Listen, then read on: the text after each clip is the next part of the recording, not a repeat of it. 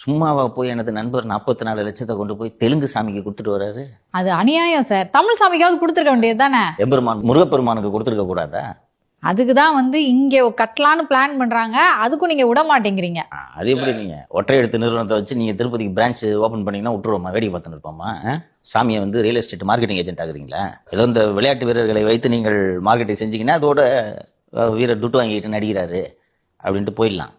சாமியை வச்சு வியாபாரம் பண்றீங்க, பைத்தியமானாங்க.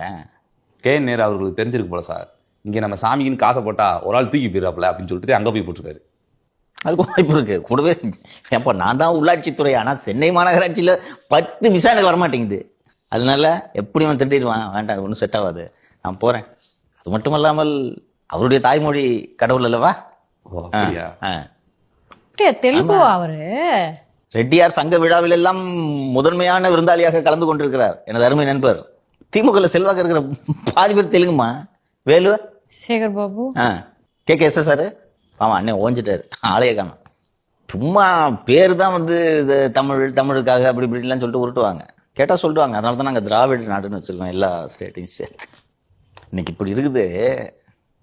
ஒரு காலத்தில் 70களில் திமுகவோட அரசியலே எம்ஜிஆர் மலையாளின்னு சொல்றது மட்டும்தான். முழு பேரை சொல்ல சொல்லுங்க, மருதூர் கோபால மேனன் ராமச்சந்திரன். பார்த்தீங்களா?